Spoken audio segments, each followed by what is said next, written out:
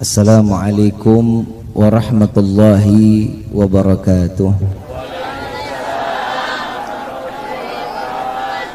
Kita masuk surga nih karena apa sih? Karena ibadah kita, karena amalan kita. Terus karena apa? Karena rahmatnya Allah. Nabi yang ngomong kok, aku dimasukkan ke dalam surganya Allah bukan karena amal ibadahku, tapi melainkan rahmahnya Allah diberikan kepadaku sehingga aku dipantasi untuk masuk ke dalam surganya Allah. Nah kita nih bagaimana? Sholat khusyuk kagak, baca Quran kadang-kadang, lebih banyak enggaknya daripada kadang-kadangnya. Baca Quran kalau datang bulan Ramadan, itu juga minggu pertama, minggu kedua dagang, minggu ketiga makin ribet lagi, minggu keempat beli baju lebaran. Habis baca Qurannya cuma 1 minggu, 1 juz juga belum nyampe. Coba kita bisa kebayang, Al-Quran itu yang nyelamatin kita kelak di padang mahsyar.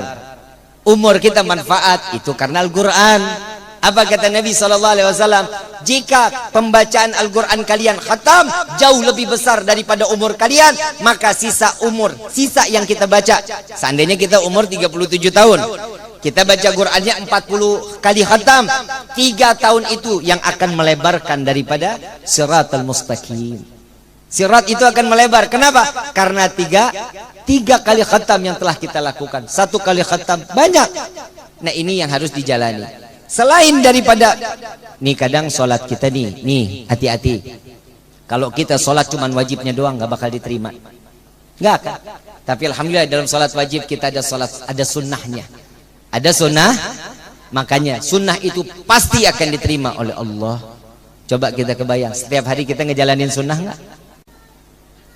Minum tiap hari, minum. Bisa nggak dijalanin kalau ikutin sunnah?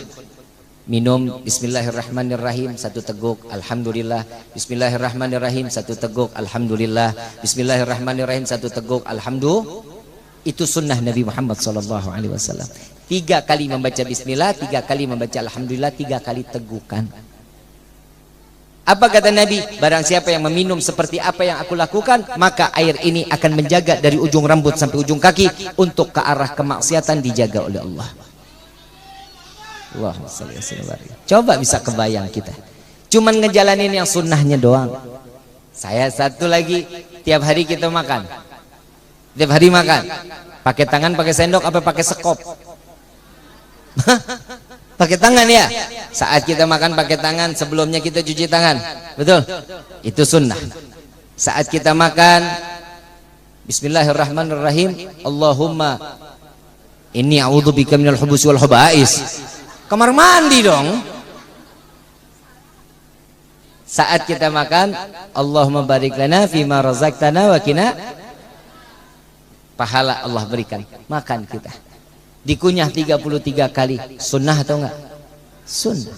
Selesai makan, tangannya dikecup,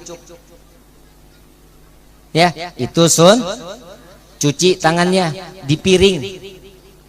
Ibu habis makan nih, bapak habis makan, cuci tangannya di piring, piringnya dibersihin. Makanya kalau cuci tangan itu, kalau lagi di piring itu pakai air matang, air jangan air mentah. Cucinya di piring, dibersihin piringnya, diminum airnya. Itu sunnah. Tuh, jijik kan? Padahal itulah yang diajarkan baginda Rasul sallallahu alaihi wasallam. Itu yang nggak pernah kita lakukan. Kenapa? Ngerasa jijik. Padahal itulah yang dimana Nabi SAW, jika ada racun di dalam makanan tersebut, air tersebut yang akan menetralkan racun tersebut dan tidak fungsi buat diri kita. Itu Nabi Muhammad SAW. Dah. Terusin nggak nih? Tiap hari kita masuk kamar mandi nggak? Masuk kamar mandi. Masuk kamar mandi pakai kaki. Jangan pernah dua-duanya. Loncat namanya, nganggeledak paeh. Ya, masuk dengan kaki. Sebelum masuk baca doa, Allahumma inni a'udzubika minal khubuthi. Masuk pakai kaki kiri, pahalanya udah 2. Benar. Saat masuk kamar mandi pakai sendal. Ya, pakai pahala enggak tuh? Pahala lagi, ada sunnahnya. Mandi itu pakai sendal, Bu. Pak, jangan pernah lepas dari sendal. Kenapa? Saat kita bangun tidur, masuk ke kamar mandi itu keramiknya itu dingin.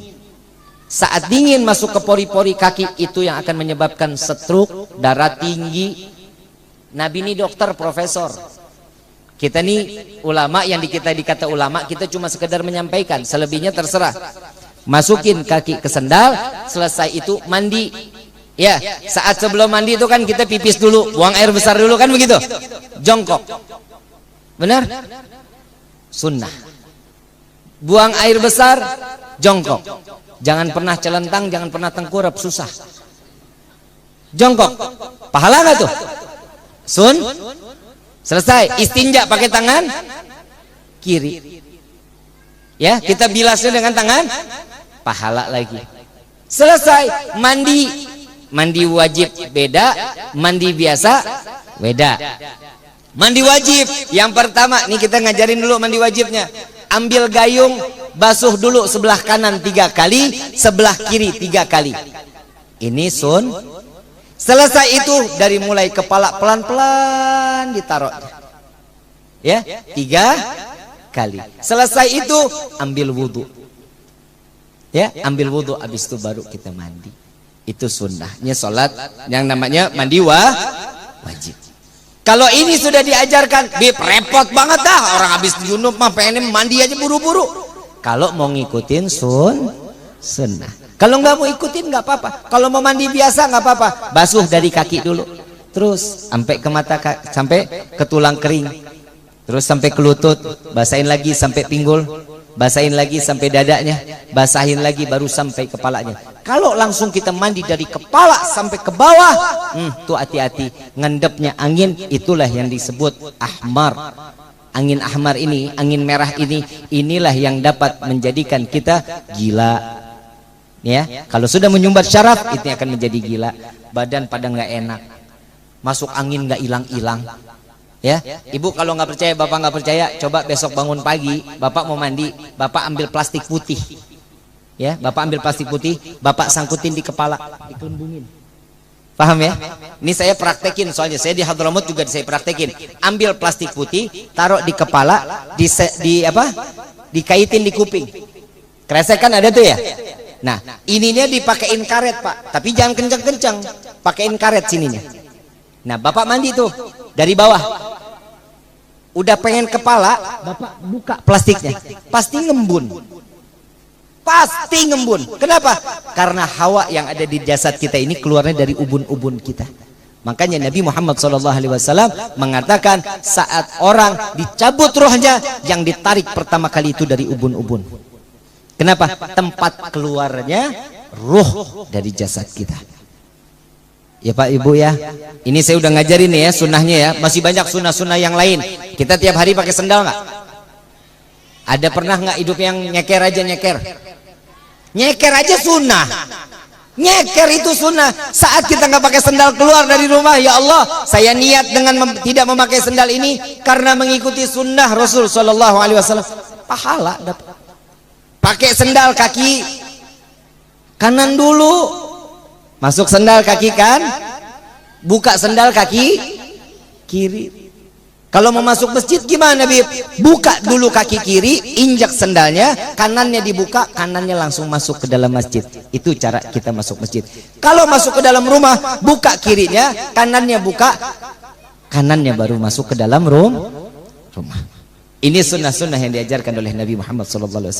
Jika ini kita istiqamahkan, insya Allah Allah berikan keberkahan di dalam umur kita, Allah berikan keberkahan di dalam hidup kita, dan Allah mencatat kita sebagai hamba yang bersyukur kepada Allah.